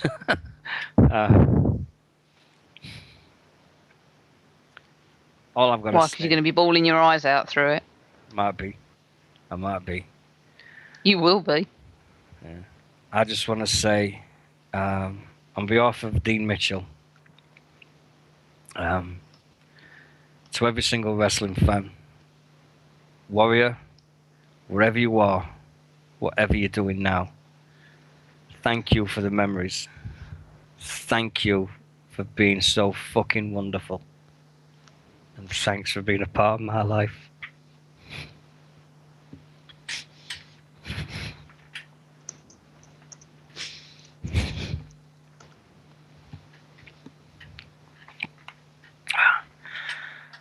And then on Monday we had Jeff Jarrett announcing his new promotion, GWF, Global Force Wrestling. And if I was TNA, I'd be shitting myself. I really, really would at this moment. But it's the way it goes. But I think there's a lot of people out there that's going to look and see what's going to happen. And so we get that going. And good luck to him. Good luck to everybody about it. Ollie wore a Cena Nation shirt at WrestleMania. Oh my God. Fucking hell. He gets worse. I didn't mean to get people going. It's just the fact that this guy means me means the world to me, and he always will. I say now, and you're back, Nix. Yes. Right, you're my witness. I'm gonna say this now. If I ever get a chance, and I mean this now, if I ever get the chance to go back into a wrestling ring at any point in the future, I swear I'm wearing face paint and I am shaking them ropes for him. Mm-hmm. I will do it just once. I just want to do that more than anyone else. If I get the chance to do anything again, I don't care how stupid I look, I'll do it for him. And I mean that. I will put the face paint on and I will do that for that. I will do that for that reason. Because I should have done it last year. Looking back, I should have done it so bad. But, hey-ho. Hindsight's a wonderful thing, isn't it? Anyway, thank you everyone for joining us tonight. We're not finished yet. Still got a bit to go. I hope everybody's enjoying yourselves. No, I'm gonna have a face paint. I won't have a mask. We had on Wednesday this bitch, and if anybody wants to get a recorder set for my little tirade, this is it. This bitch, who's got a job on a fucking news show, said that a WWF wrestler has died of steroids. And she put this fucking list up of all these wrestlers that had died young. And she says, oh, yes, all steroids, everything like that. Did you use steroids? Everything had to be done with steroids. It didn't, DDP did his best. And he says, DDP have got best test, WWE have got the best testing in the planet. He said they've got better than NFL, NBA, and Major League Baseball, ice hockey, the whole lot. And they say, I just couldn't believe she said it. She said, oh, yes, all steroid users, all died of steroids, blah, blah, blah. And I'm like, what the fuck is she on? I want this woman dead. I've never said that before. I want this cow gone. She disgraced every single person that's ever done any good work over the last 10, 15 years for the WWE. By a mile. I mean, did you see it, Nix? You seen that video? I haven't. I've heard an awful lot about it. Fuck's sake. To say that Owen's death was steroids. I know. What the fuck is she on about? I mean, this woman came on and she said, well, why did she die? She goes, well, the police are saying, he said, that's a catastrophic medical condition. This Nancy automatically went, oh, it's that steroids then. That's steroids. No, it's a catastrophic medical condition. Yes, but it's steroids, isn't it? She wouldn't move from steroids. She wouldn't move from that fight. All she kept going about, this woman, this reporter was saying, he's died of a catastrophic medical condition. And Nancy's going, oh, but that's steroids, isn't it? That's steroids. That's all she kept saying. It was a disgrace to every single person that's ever put on a wrestling TV show and everything who's watched wrestling. How the fucking hell you can't, dear me.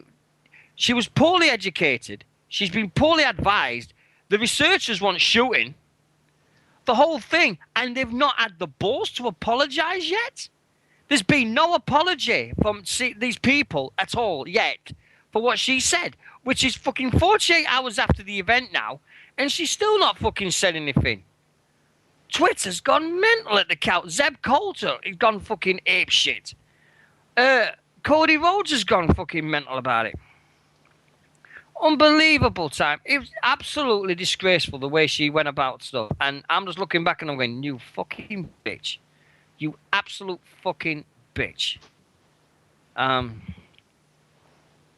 It just seems that if you're going to tarnish the legacy of somebody, well done, fucking cow. I mean, I know I've kept going on about me, my Warrior. What's your memories, Warrior? What do you reckon, if you had to think about it? I know it's before your He is before my time, but I think that's the difference with my generation of coming into it and the current generation of coming into it who've really got no idea who he was. Even though I haven't been as big a fan as you, and maybe I haven't seen matches you have. You know the name, you know he's a legend, you know to respect him, no matter what. I remember the colours and that mullet. He never That had a mullet. mullet. He never had He a mullet. did. He did. I've seen the pictures. He totally had this choppy mullet type thing on his head. um, Totally did. Tell you what oh I yeah, love. he had a mullet at WrestleMania 7. I Tell you put what I've that. been loving this week. All them heaven pictures Yeah. of Oh, like Randy Savage at the top of the stairs and Warriors at the yeah. bottom with his arms out. Somebody I shared one this morning that said, "What a WrestleMania in heaven at the moment." And you got Yeah. all the wrestlers up there and everything. And I'm that gonna. tweet from Jesus as well. Oh yeah, some badass has just come through the pearly gates. He's been shaking the gates and he's just clotheslined St. Peter. What a badass! No, Power Slam St. Peter. It's Hang on a power sec. I'm going to slam, go to yours. Don't power even slam get St. in it Peter. Oh, because it makes me smile, that tweet. yeah. I'm gonna read some this thing that I said on Wednesday at 10:15. I don't know if people agree with it, but this is what I said. And at this time, we come to terms with the news of the past few hours. And I can't help but find myself smiling and doing the famous Warrior growl from time to time. I first saw Warrior, as I said, in SummerSlam 91. The face paint and his actions were totally different, and his music just got you inside straight away.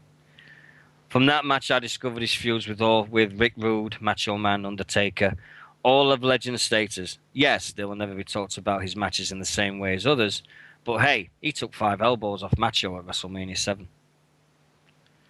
Mania 8, when he ran down the aisle to help Hogan, when we all thought, whoa, is that the same guy with his shorter hair and smaller body? But there was still no doubt it was Warrior. Overall, Warrior will go down in history as the first guy to clean pin Hulk Hogan for the title, which he was. And the guy that beat the Honky Tonk Man in 27 seconds. And best of all, Hall of Famer 2014. On Monday night on Raw, when he shook the ropes like it was all like 1990 all over again. Yes, the grey hair and the suit replaced the jacket and the tassels. But when he said, "Speak to me, Warriors," we all did. As you read this, I guess you have your memories and as well, and I would love to hear from you. When I started this thing, I had a dream list of guests for me, and number one was Warrior. I didn't know how, and I don't know what I would say to the guy, or what I would say to speak to him. But just to say to speak to the guy I call my wrestling hero would have meant the world. I close this by saying, thank you, Warrior. Sleep well. And I hope the ropes in heaven are strong enough because the man is going to be shaking those bad boys for a long, long time. And that's what I put. And sometimes I write shit. Sometimes I write things. But I look back and I'm very proud of that.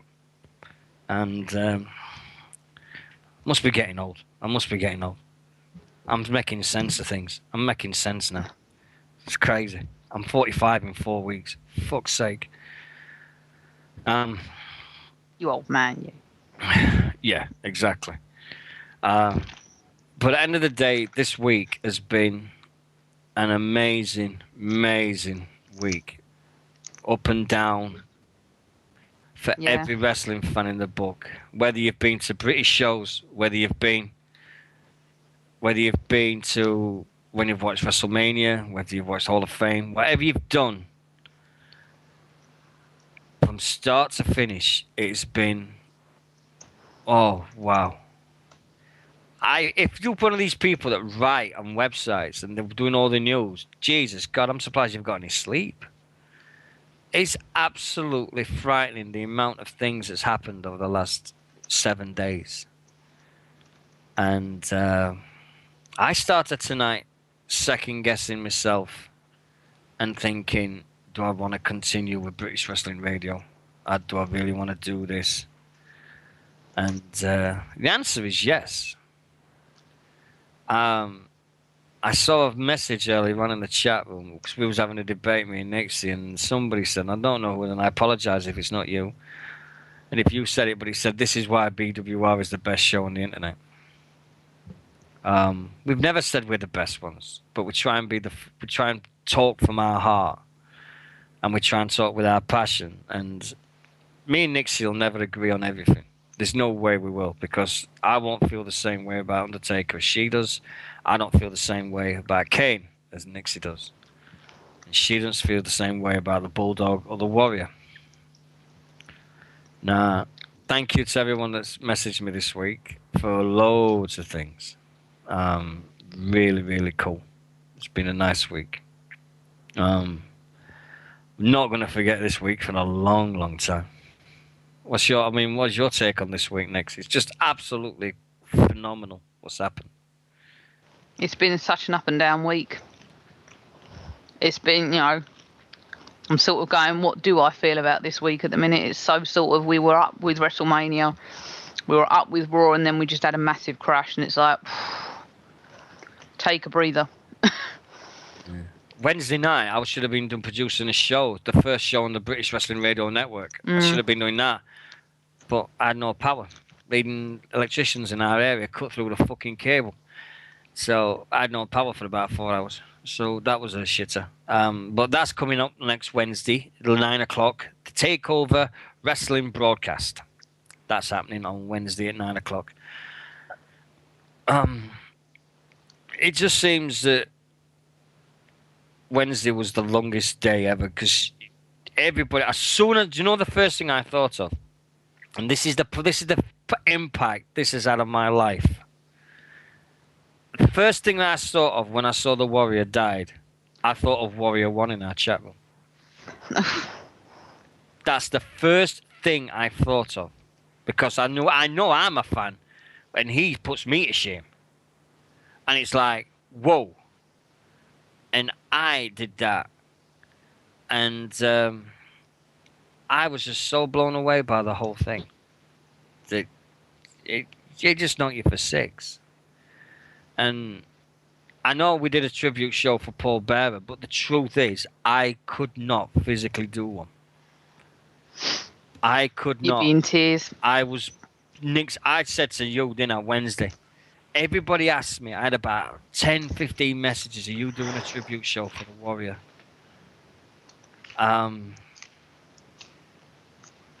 Truth is, I couldn't do it. The first time in my life, I wanted to do something, but I knew I'd be a mess. I knew I would be a wreck. And I could not physically do that tribute show. I hope tonight is a little bit of a one. I really do. And I hope everyone's enjoyed it. But I look back and it's going to haunt me forever, because I didn't do it for him. I didn't do it. I didn't do a Ultimate Warrior one. What did I say we are tonight? Yeah. But it doesn't seem, it's not like when we did it for, oh man, we drop everything, oh yeah, we're doing the show. We did it for Paul Bearer. And that was it for me, but tonight is being British Warrior Radio. It has been. By a mile.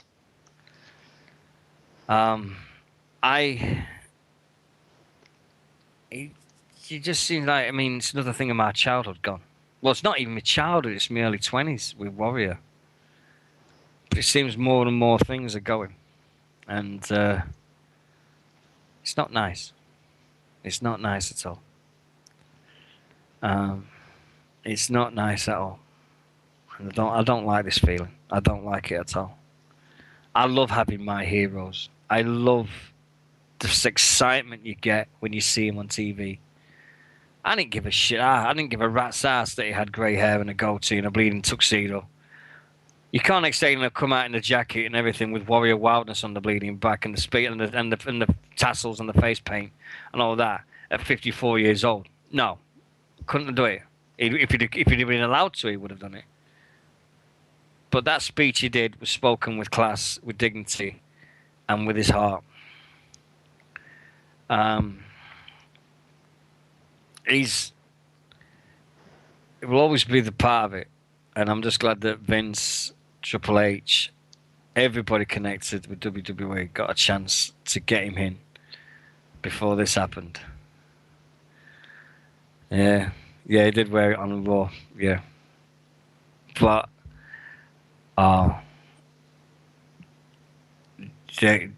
he's He'll always be that guy for me. Always. I think I'll have to do a special T-shirt for him. Do you know British Warrior Radio? Yeah. If anybody wants that design, I'll do that. I'll get that made. I'll get that for when we go to ICW in a few weeks. I'm gonna have that made. I'm gonna have the Ultimate Warrior on the middle, and have a B and an R, and have the Warrior symbol in the middle, and that'll be mine. And I'll do that for next week. I'll do that tomorrow because the T-shirts need to be here for a few weeks, and I'm having that. And I think on the back I'll just put "Speak to Me, Warriors." Yeah. There we go. Congratulations to ICW, by the way. They nearly sold out the show in London. Less than 20 tickets remain. That was announced, I think it was yesterday or today. So it's going to be a good night. It really, really is. Well, I will have one of those. Look, no, it's not here yet. No, I've asked them. I don't know where. They don't know where it is. They're going to do a brand new one with a new batch for me. So they've lost it. So I'm having it. All right. I will bring yours down with a very special drink as well. I'll buy you a drink as well because of the weight. 11 tickets left now. You coming? You're not coming now, are you? What, to ICW? Yeah. Still don't know yet. 11 tickets left. Still don't know yet. Yeah. Do you know what I thought Wednesday? I've just remembered it. I'm sorry, I keep going back. Do you know what I thought Wednesday? You know the first thing I thought of? What? He's now gone back on his rocket ship and he's now heading back to Parson now. I don't know why. You just don't know. I thought of so many things. I'll get that design done, and I'll do it for tonight. And I'll put on the date. I'll put the date on the back that we did the show, British Warrior Radio, and I'll get that up. I've just got to find a decent warrior symbol now. So I'll get that up there. Yeah, I'll get that up and done. And Speak to Me, Warriors on the back. Definitely.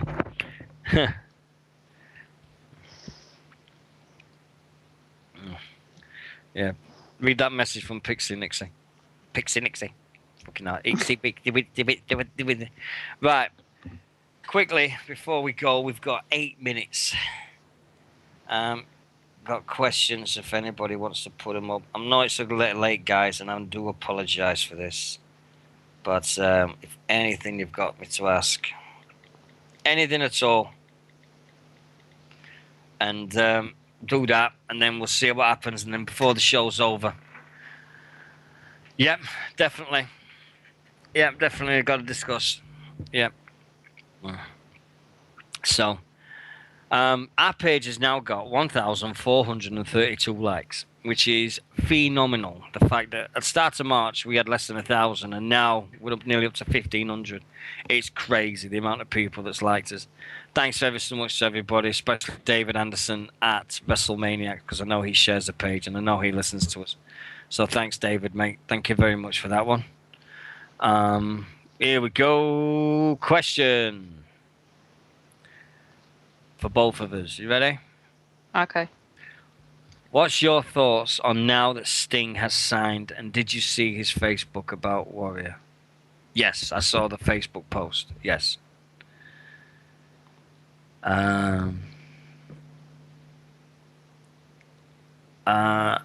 Thoughts on Sting signing? Looking back, it's 12 months too late now. A little bit. Kind of agree. Yeah.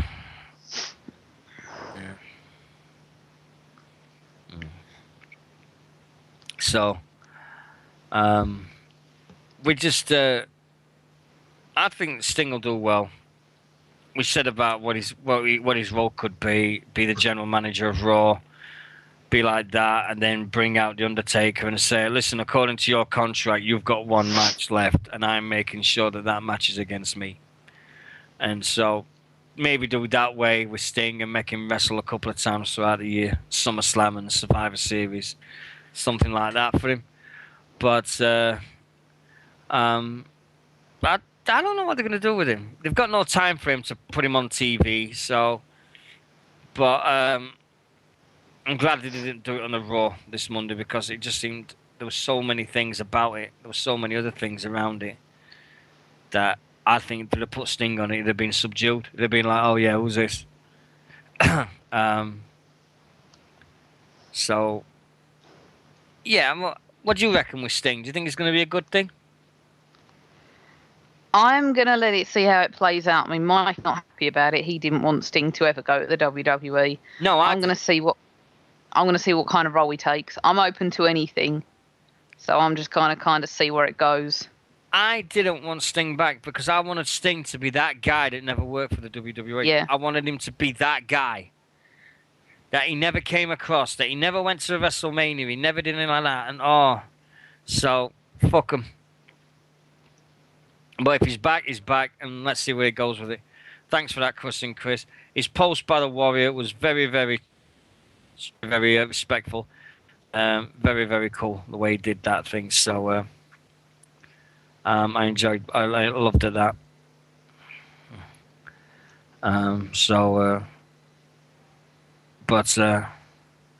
Thanks everybody tonight. It's been very, very emotional for me.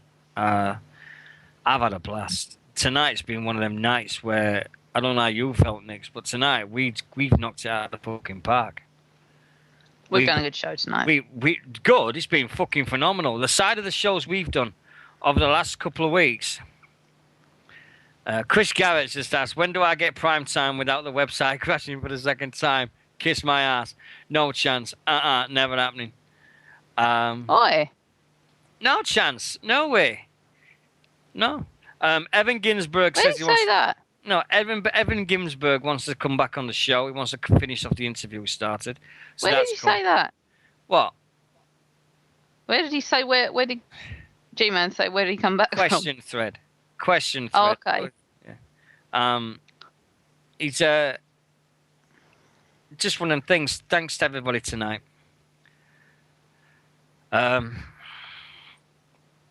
It's been a cracking night tonight. I really did. I really, really didn't know how it was going to go. I was coming on here tonight going, oh, do you know what? I really don't know if I want to continue doing this. I really had a bad few weeks. The shows have been below what I expect.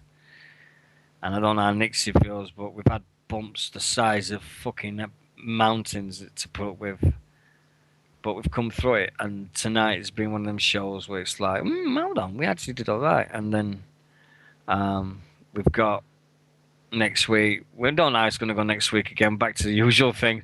But WrestleMania and everybody else, and we're going to do it. If you want us to cover things on this show, please let us know. If you want us to talk about things that we don't know about, let us know, and we'll do our best. It's just one of them things to us. I mean, we need more ideas. I must admit, we need ideas. Oh yeah, come on then. What if? Here we go. We never continued with this. What if? Right? You know the things that we talked about, and I said like, what happened if John Cena never signed with the WWE? And we did that before. Yeah. And all that. What if Kane never signed? What if they never came up with Kane? Can you believe that? Then we never would have known Kane, would we? Yeah, but We'd could have you known imagine? Isaac Yankem, and that would have been dropped, wouldn't it? Yeah, but look at it this way. If they never thought of Kane at all, you look at the impact he's had on the 15 years he's been there. Well, sorry, 17 years he's been there, nearly now. Mm-hmm. And you look back at it and you're going, gee, look at that lot.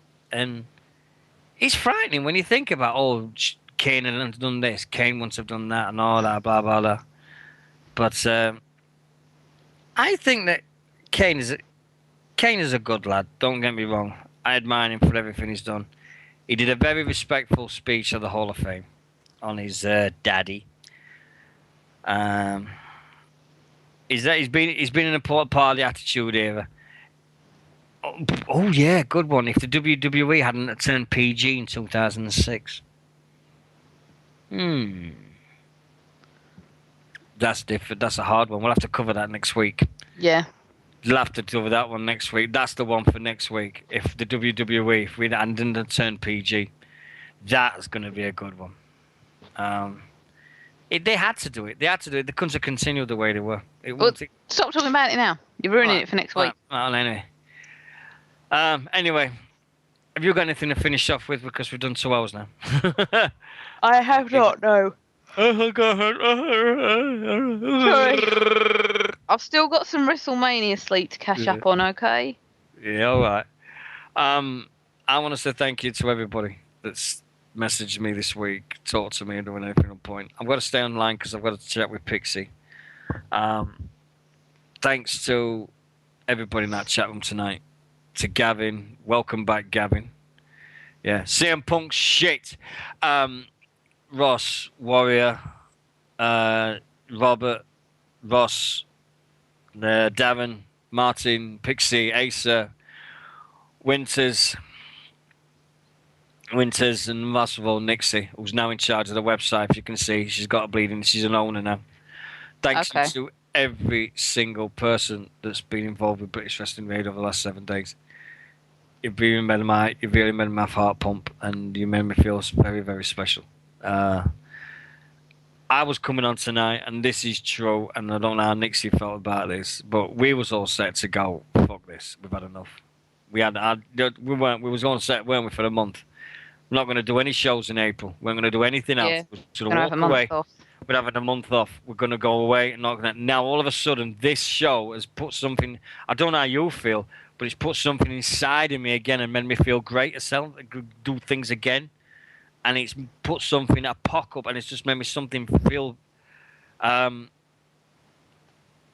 better about it for some reason. That actually we did this right. We've done this in the right way. I wish we hadn't had to do this. I wish Warrior was still here. Don't get me wrong. I wish Warrior was here by a mile. If it's a choice between me going away for a month and Warrior still being here, there's no second chances. I want the Warrior here again. But thanks to everyone for doing it. And take care, everyone. And Good night, everyone. we'll see you next week. Take care, guys. Bye-bye.